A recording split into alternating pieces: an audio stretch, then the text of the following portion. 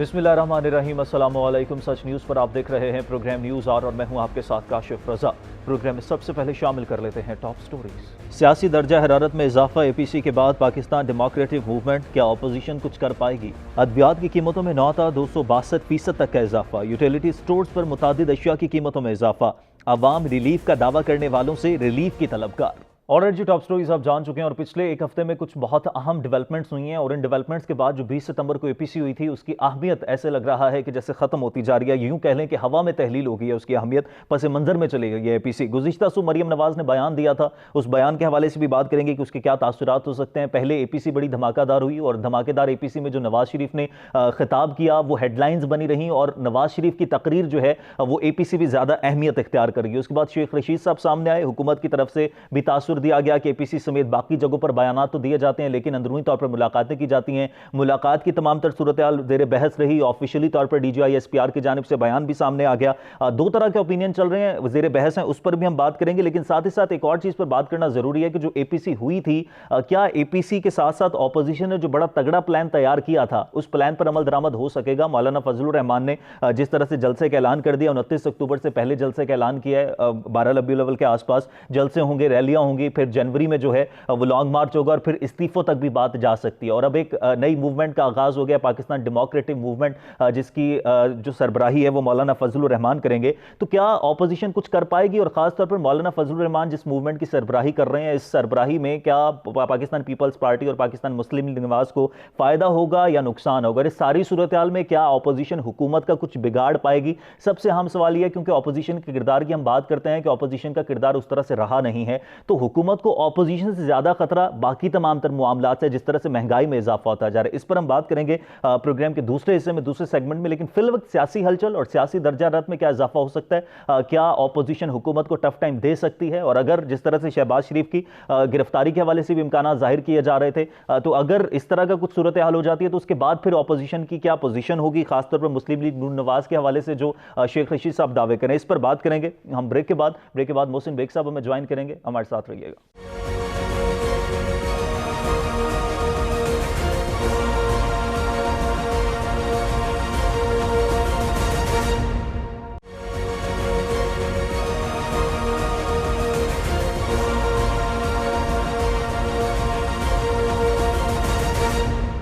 Alright ji, welcome back. Break के बाद वापस आने का शुक्रिया। मौसम बेग साहब वीडियो लिंक के जरिए में ज्वाइन कर चुके हैं, उन्हीं से तमाम तर सूरत हाल पर बात करेंगे। बेग साहब बहुत शुक्रिया आपके वक्त का। बेग साहब सबसे पहले तो मैं जरा चाहूंगा कि आप समराइज कर दें ये जो मुलाकात की तमाम तर बातें चल रही हैं, हलचल सी हो गई है, मुलाकात हुई है नहीं हुई है, हुकूमत एक तरफ तनकीद कर रही है कि मुलाकातें की जाती हैं लेकिन साथ ही साथ बयानबाजी भी की जाती है, दूसरी तरफ अपोजिशन कहती है कि मिलने में कोई हर्ज नहीं है, हमने कोई मराहत नहीं ली है। जरा पहले चाहूंगा क्विकली आप इसको थोड़ा समराइज कर दें कि ये जो मामला चल रही है क्या जो जेर बहस है? मैं काशिफ ये समझता हूँ कि ये जो बहस चल रही है बिल्कुल लाहासिल बहस है। मुलाकातें इन्होंने कोई इजराइल के आर्मी चीफ से या इंडिया के आर्मी चीफ से तो की नहीं। पाकिस्तान की फौज है, जो तनकीद करने वाले हैं वो खुद नहीं मिलते रहे माजी में या अभी।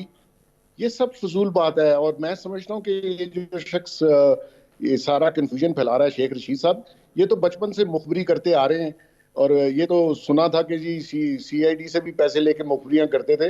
इनको ये चाहते हैं कि पाकिस्तान में फौज जो है पॉलिटिकल पार्टीज के साथ लड़ पड़े और इसकी खराबी होगी। फौज को किसी भी पॉलिटिकल पार्टी के आमने सामने नहीं आना चाहिए। ये रियासत का इदारा है, पाकिस्तान की हिफाजत की जमानत का इदारा है, इनको इस चीजों में पढ़ना नहीं चाहिए। मुलाकात हो भी गई तो क्या फर्क पड़ता है, सब लोग मिलते हैं। ये सारे जितने पॉलिटिशियन है सरकार में और अपोजिशन में सब मिलते हैं, तो इस बहस में तो पढ़ना ही नहीं चाहिए। और यकीनी तौर पर बेग साहब गिलगित बल्तिस्तान के लोग भी मिले हैं, आईनी हैसियत के वाले से मुलाकात होती रहती है, लेकिन गुज़िश्ता रोज मरियम नवाज साहबा ने एक बयान दिया था, तो क्या मरियम नवाज साहब ऐसे बयान देकर रियासती इदारों को मुतनाज़ा बनाना चाहती है? और मुतनाज़ा बनाकर फिर हासिल क्या होगा उन्हें? देखिए, मुतनाज़ा तो मुझे नहीं पता कि मरियम साहबा ने क्यों बयान दिया, लेकिन पाकिस्तान में अगर आप किसी को कॉर्नर करेंगे और वो ये समझता है कि रियासत इसके पीछे है तो वो ऐसी गुफ्तगू करेगी। हमें रियासती इदारों को भी चाहिए कि हम ऐसी पोजीशन में ना आए पॉलिटिशियंस के साथ, आम लोगों जहां पे टकराव की सूरत हाल पैदा हो। ये अदारे के लिए भी अच्छा नहीं है और हमारे मुल्क के लिए भी अच्छा नहीं है। तो बेग साहब, इस सारी सूरत हाल में एपीसी हुई थी, एपीसी बड़ी अहमियत की हामिल कंसीडर की जा रही थी, लेकिन उसके बाद पिछले 2-3 दिन में सारी सूरत हाल एकदम से जिस तरह से पलटी, तो ऐसा लग रहा है जैसे एपीसी अपनी तमाम तरह अहमियत खो चुकी है, उसकी जो इंपॉर्टेंस थी वो हवा में तहलील हो गई है। क्या ऐसा है, या एपीएस की अभी भी, एपीसी की अभी भी अहमियत बरकरार है? बिल्कुल बरकरार है। ये प्रोपेगेंडा जो हो रहा है, देखें, अपोजिशन को आप एक स्टेज पे ले आए हैं, आपने उनको रास्ता नहीं दिया, आपने उनके लिए कोई जगह नहीं छोड़ी, इसलिए वो सारे इकट्ठे हुए हैं। उसकी अहमियत बिल्कुल है। आप जितना उनको कॉर्नर करेंगे वो उतना उनका इत्तेहाद जो है वो मजबूत रहेगा। अगर ये लोग अपोजिशन और एपीसी वाले इकट्ठे रहते हैं तो आने वाले दिनों में गवर्नमेंट के लिए मसाइल पैदा होंगे। आप उनको रास्ता दें, एक तरीके से अपोजिशन को लेके चलें। यहाँ कोई ऐसा नहीं है कि आप सबको मार दें और खुद हुकूमत करें और कोई अपोजिशन आपकी ना हो पाकिस्तान में। ये कहाँ होता है? अपोजिशन के केसेस हैं, वो एक ड्यू कोर्स में चलते रहे, लेकिन आप उनको रास्ता दें, तरीके से हैंडल करें, कन्फ्रंटेशन में मत जाएं। पाकिस्तान की इस वक्त जो सूरत हाल है उसमें आप किसी भी तसादम का मोहतमिल नहीं हो सकता हमारा मुल्क। तो बेग साहब, फिर क्या मुस्लिम लीग नवाज भी माजी की मुत्तहिदा कौमी मूवमेंट की तरह लंदन से चलेगी? क्या उनका बयानिया भी माजी में जिस तरह से मुत्तहिदा के कायद लंदन से बैठकर ड्राइव करते थे, अब नवाज शरीफ साहब भी मुस्लिम लीग नवाज का बयानिया लंदन से ड्राइव करेंगे फिर? अच्छा काशिफ, मैं कोई इतना मुस्लिम लीग नून के हक में नहीं हूं, लेकिन मैं उसका मौजना कौमी मुत्तहिदा मूवमेंट से नहीं करूंगा। ये एक प्रोग्रेसिव जमात है, वो एक दहशतगर्द जमात थी, उसका इसका मुआवजा नहीं करना चाहिए। लंदन से चले मैं या मैं मैं पाकिस्तान जमात से के चले। मुवाजने की बेग साहब बात नहीं कर रहा, मैं सिर्फ कह रहा हूं जिस तरह से वो तरीकाकार था कि वहां से उनका जो तमाम तर बयानिया ड्राइव होता था, क्या इसी तरह से होगा या फिर कुछ सूरत हाल मुख्तलिफ होगी? देखिए, जैसे वो कह रहे हैं कि जी वक्ती तौर पर तो नवाज शरीफ साहब वहीं पे हैं, वहीं से वो उनकी डायरेक्शंस आएंगी, इसमें कोई शक नहीं है। आज भी डायरेक्शन वहीं से आती है, लीडर वही है और पार्टी का वोट बैंक भी उन्हीं का ही है। फिलहाल तो मेरा ख्याल में इसी पैटर्न पे वो चलेंगे जब तक वो पाकिस्तान नहीं आते। लेकिन मैं समझता हूँ कि चीजों को उस एंड पे ना ले जाया जाए। सरकार को भी चाहिए कि उस एंड पे ना लेके जाए जहां पे तसादम हो, उससे बचना चाहिए। तो बेग साहब, फिर क्या समझते हैं कि अभी जो पाकिस्तान डेमोक्रेटिक मूवमेंट के नाम से एक मूवमेंट का आगाज हो गया, जिसकी सरबराही मौलाना फजल रहमान कर रहे हैं, मौलाना फजल रहमान की सरबराही में पाकिस्तान पीपल्स पार्टी और नवाज लीग को फायदा होगा या नुकसान होगा? देखिए, अपोजिशन की जो भी मूवमेंट या आगे तहरीक चलती है उसमें नेचुरली वो अपने सर्वाइवल की जंग लड़ रहे हैं। और मौलाना साहब क्योंकि पहले दिन से इस चीज पे थे, ये हुकूमत की नालायकी है कि इन सारों को इकट्ठा होने दिया। हुकूमत को चाहिए था इनको डिवाइड रखती और अपना प्रोग्रेस शो करती और अपने एजेंडे पे अमल करती, बजाय इसके कि सबको खफा करवा कर उनको एक साथ इकट्ठा कर दिया। अब मसला ये आ रहा है कि इनकी जो मौलाना साहब की सोच है वो बड़ी एक्सट्रीम सोच है। वो चाहते हैं कल ही हुकूमत गिर जाए और दोबारा से इंतखाबात हों। लेकिन आपने मौलाना के साथ साथ दोनों पॉलिटिकल पार्टीज को बहुत ज्यादा कॉर्नर कर दिया। मैं समझता हूं उनके केसेस हैं, जेन्युइन होंगे, कुछ झूठ होंगे, लेकिन इस तरीके से उनको हैंडल नहीं करना चाहिए कि आपका पार्लियामेंट का पूरा निजाम, आपकी गवर्नेंस वो सारी डिस्टर्ब हो जाए। तो लेकिन बेग साहब, हम खुद ही ये बात शोज में बैठ के करते थे कि ये ऑपोजिशन उस तरह की ऑपोजिशन का किरदार अदा कर नहीं रही जिस तरह से जमहूरी तर्ज हुकूमत में ऑपोजिशन का किरदार होता है। लेकिन क्या अब ऑपोजिशन वो दबाव बिल्ड कर सकेगी हुकूमत के ऊपर? क्या हुकूमत को खतरा होगा अगर जिस तरह जल्द से जुलूस, रैलियां और फिर इस्तीफों तक की बात की जा रही है? तो काशिफ, ये बात आपने बिल्कुल ठीक की कि अपोजिशन आराम से और इनको गवर्नेंस करने दे रही थी, इनको गवर्नमेंट करने दे रही थी। नवाज शरीफ साहब बाहर गए, खामोश रहे। मरियम अपने घर पे थी, खामोश थी। आपने उनको इतना जिद कर दिया कि वो सारे इकट्ठे भी हो गए और उन्होंने बोलना भी शुरू किया और रियासती इदारों पे इल्जाम लगाने शुरू कर दिए। तो ऐसी सूरत हाल में अगर ये इकट्ठे रहते हैं और गवर्नमेंट का तर्ज अमल वही रहता है कि इनको कॉर्नर किया जाए, जेलों में डाला जाए, केसों में और सख्ती की जाए, नैब को इस्तेमाल किया जाए, बेसिकली ये है कि जी अगर ये लोग हुकूमत का तर्ज अमल इनके खिलाफ वही रहता है, नैब इस्तेमाल होती है, केसेस होते हैं, इनको पकड़ दकड़ शुरू होती है, तो नेचुरली ये लोग इकट्ठे होंगे। ये आने वाले दिनों में जो इन्होंने प्लान कर रखा है उससे मुल्क में अफरा तफरी भी फैलेगी और किसी स्टेज पे अवाम भी इनके साथ मिल जाएंगे। तो ऐसी सूरत में गवर्नमेंट के लिए परेशानी का बायस ये लोग बन सकते हैं। लेकिन दूसरी तरफ गवर्नेंस के इश्यूज तो हैं बेग साहब, और कहा यह जा रहा है कि हुकूमत को ऑपोजिशन से ज्यादा खतरा अपनी गवर्नेंस है। अगर प्रोग्रेस नहीं दिखाएंगे तो अवाम भी फिर इनका साथ देंगे। लेकिन एक तरफ जो ये कहा जा रहा है कि मरियम नवाज भी मुतहर्रिक हो गई हैं, बोलना शुरू कर दिया है। जी हमेशा हुकूमत एनआरओ की बात करती आई है, अभी ये जो मुलाकात की बहस शुरू हुई तो उसके बाद कहा यह जाने लगा जी रिलीफ नहीं मिला, इस वजह से मरियम नवाज जो है वो बोलने लग गए हैं। तो आपको लगता है कि इस मुलाकात के बाद हुकूमत का जो एनआरओ का बयानिया था उसको तकवीयत मिली है, या वो सिर्फ हवा में बातें थी? देखिए, सबको पता है काशिफ, बहुत अरसे से मैं कह रहा हूं कि गवर्नमेंट एनआरओ देने की पोजीशन में नहीं है। ये गवर्नमेंट अगर एनआरओ की बात करती है तो इसका मतलब है कि नैब के पीछे भी फिर गवर्नमेंट है। तो ये बात इनको करनी नहीं चाहिए। आप एनआरओ देने की पोजीशन में नहीं, सबको पता है कि आप नहीं दे सकते, देने वाले लोग कोई और है। आप उस तरफ ना जाएं, इस चीज को इस एक्सटेंड पे ना लेके जाएं जहां से वापसी नामुमकिन हो जाए। अब ये देखें, ये सारी जमातें जो है इनका आपस में मिलना, मिल बैठना या इनका इत्तेहाद बरकरार रहना, ये दोनों, ये सारे लोग एक दूसरे के अपोजिट इलेक्शन भी लड़ते हैं। इनकी जहनियत बहुत डिफरेंट है, इनका मंशूर बहुत डिफरेंट है। मौलाना साहब एक्सट्रीम की सियासत करते हैं, महमूद खान अचकजई एक्सट्रीम की सियासत करते हैं। उनका रियासती इदारों के बारे में नुक्ता नज़र सबको मालूम है। इसी तरह मोहसिन दावड़ है, पीटीएम वाले। तो इन लोगों को जो इकट्ठा ये जो हुए हैं, मैं समझता हूँ ये हुकूमत की नाकामी है। इनको इकट्ठा नहीं होने देना चाहिए था। और आप अपनी गवर्नेंस और अपनी इस्लाहात और अपने एजेंडे को लेके आगे चलते तो ये लोग खुद माइनस होते जाते। आपने सारा जोर इनकी पकड़ दकड़ इनके केसेस पे लगा दिया, जिसकी वजह से इकट्ठे भी हुए। और अभी आप समझते हैं कि इनका बयानिया नहीं बिकेगा? बिकेगा, क्योंकि आपने जो मुल्क के अंदर हालात पैदा किए हुए, किसी स्टेज पे अवाम इनके साथ मिल जाएगी। बहुत शुक्रिया। मोहसिन बेग साहब हमारे साथ मौजूद थे, सीनियर तज्ज़ाकार हैं। और अपोजिशन जमातें जो इकट्ठी होने जा रही हैं, एक बड़ा एक्शन प्लान उन्होंने तैयार कर लिया है। ये हुकूमत की नेग्लिजेंस की वजह से है। हुकूमत को चाहिए था अपनी गवर्नेंस पर और हालात बेहतर करने की तरफ तवज्जो दी जाती और ना कि केसेस की तरफ तवज्जो दी जाती। ब्रेक लेते हैं, ब्रेक के बाद वापस आएंगे। महंगाई में जो इजाफा होता जा रहा है, अद्वियात की कीमतों में इजाफा हो गया, इस पर बात करेंगे। ब्रेक के बाद देखते रहिए न्यूज़ आवर।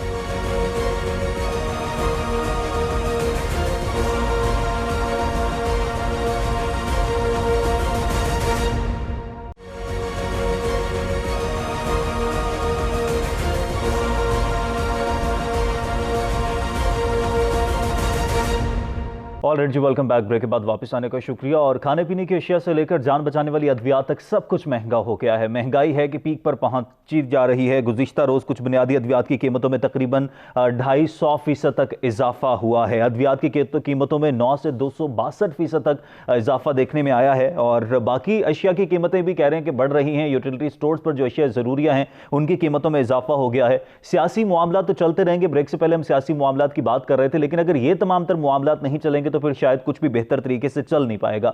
यकीनी बात है, गवर्नमेंट जब भी महंगाई में इजाफा होता है, किसी भी चीज़ की कीमतें बढ़ती हैं, तो उसका कोई ना कोई जवाब जरूर पेश करती है, कोई ना कोई रीज़न ज़रूर दिया जाता है कि इस वजह से महंगा हुआ है। पिछली हुकूमतें भी यही करती थी, जब भी कोई चीज़ महंगी होती थी तो जवाब पेश किया जाता था, तमाम रीजन दिए जाते थे। और अब जो हुकूमत उस वक्त अपोजिशन में थी तब तनकीद करती थी और कहा यह जाता था कि हम इक़्तिदार में आएंगे तो हम रिलीफ देंगे। लेकिन अब वो अवाम जो रिलीफ के नाम पर इस जमात को इक़्तिदार में लेकर आई थी, अब इसी जमात से रिलीफ की तलबगार है कि हमें भी रिलीफ फराहम किया जाए। अभी एक सर्वे सामने आया है, Dun and Bradstreet survey. Gallup Pakistan ने एक सर्वे रिपोर्ट जारी की है, जिसके मुताबिक पाकिस्तानी अवाम की मौजूदा हुकूमत पर एतमाद में कमी आई है और मायूसी में इजाफा हुआ है। सर्वे में शामिल 55% अवाम ने खदशा जाहिर किया है कि अगले 6 माह में मुल्की मईशत मजीद गिरावट का शिकार होगी। और रिपोर्ट में यह भी बताया गया है कि कोरोना की वबा के नतीजे में मुल्क में रोजगार की सूरत हाल सबसे ज्यादा मुतासिर हुई और 5 में से 4 सार्फिन ये समझते हैं कि गुज़िश्ता 6 माह में मुल्क में बेरोजगारी में इजाफा हुआ है, जिसके नतीजे में 51% राय दहिंदकान ने इस खदशे का जाहिर किया है कि गुज़िश्ता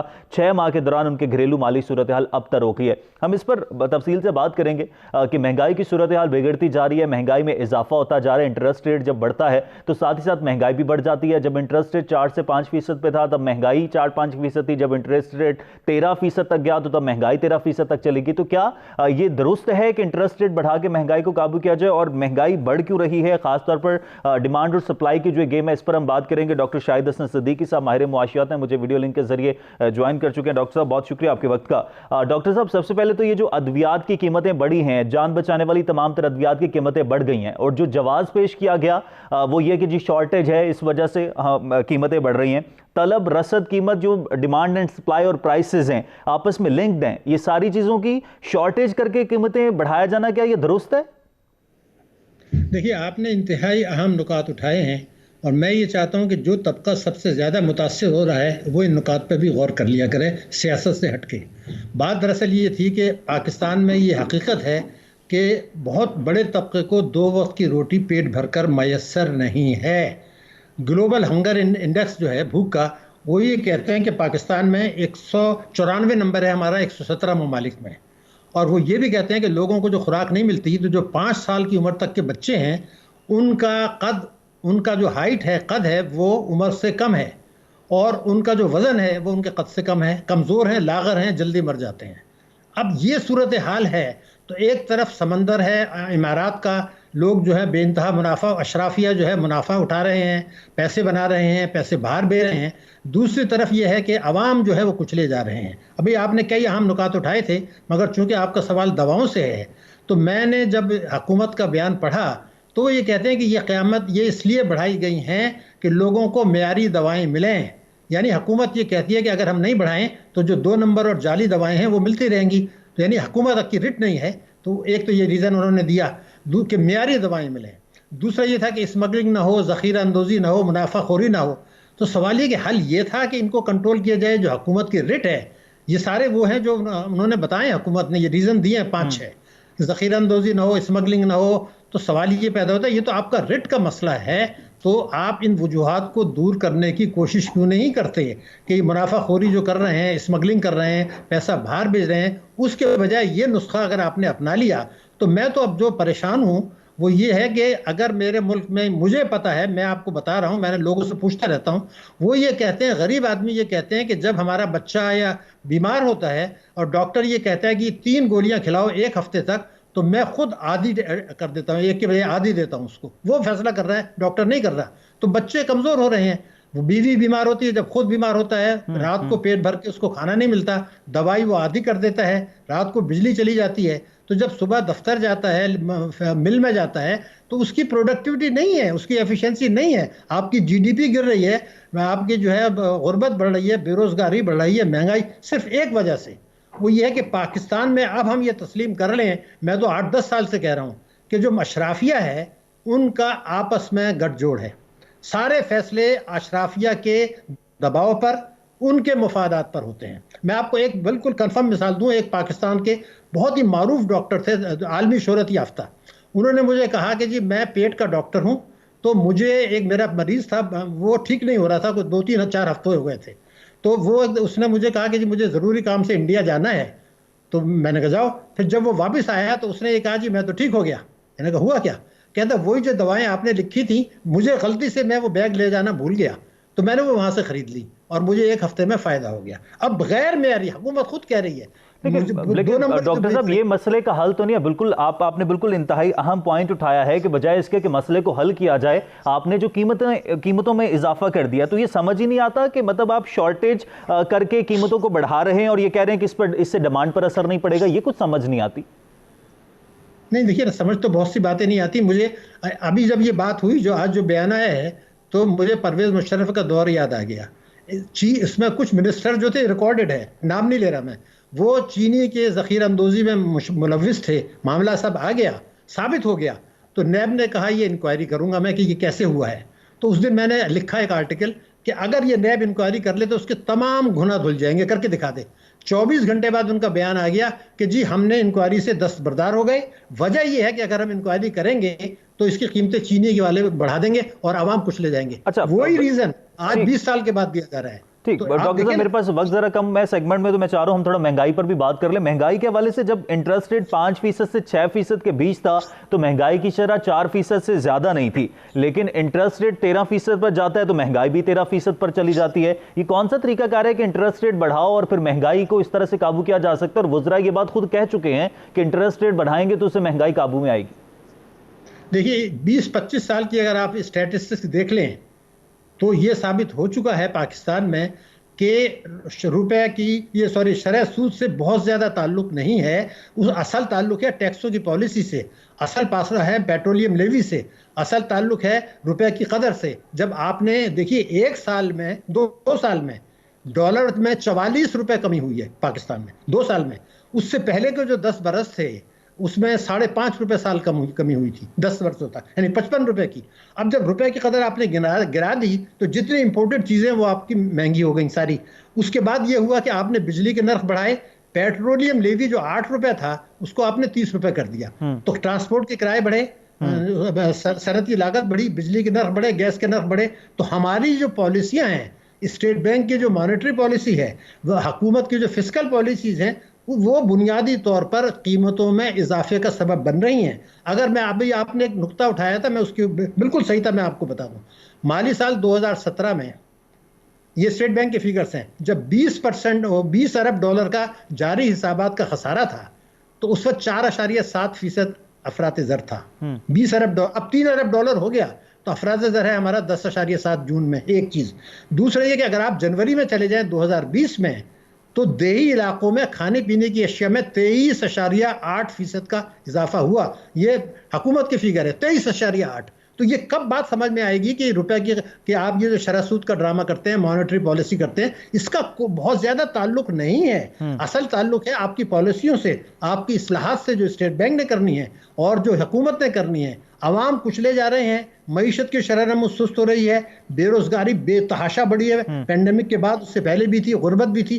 तो अगर हम इन तमाम चीज़ों से नजरें चुराएंगे और ताकतवर तबकों को कीमतों में इजाफा करते रहेंगे, जो बड़ा इक्तिसादी पैकेज आया उसका बड़ा हिस्सा भी अवाम को गया, और जो कुछ इक्तिसादी पैकेज में दिया गया था, मैं आपको रिकॉर्ड पे बता रहा हूं, उससे ज्यादा गरीब अवाम से वापस ले लिया गया है। 500 अरब रुपए स्टेट बैंक ने 2 करोड़ लोगों के खातेदार जो थे, जिन्होंने बैंकों में पैसा रखा था, अगर आप फिगर में बता रहा हूं, अब चेक करें। फरवरी में जिस आदमी के पास 1 लाख रुपया बैंक में था, फरवरी 2020 में, उसको 1,12,000 मुनाफा मिला था एक साल में। अब जो रेट है उसको 55,000 मिलेगा। तो 2 करोड़ आदमियों का ऐसा पैसा था, 500 अरब आपने उनसे खींच लिया, और इन ताकतवर तबकों को, सनतकारों को, वडेरों को। डॉक्टर साहब, मेरा आखिरी सवाल, बेरोजगारी की शरह में इजाफा हो रहा है, पाकिस्तान पर कर्जों का बोझ बढ़ता जा रहा है, साथ ही साथ जो है ज़राअत की पैदावार में कमी आ रही है, लेकिन हुकूमत एक बात कहती नजर आती है जी, मईशत की बेहतरी के आसार नजर आ रहे हैं।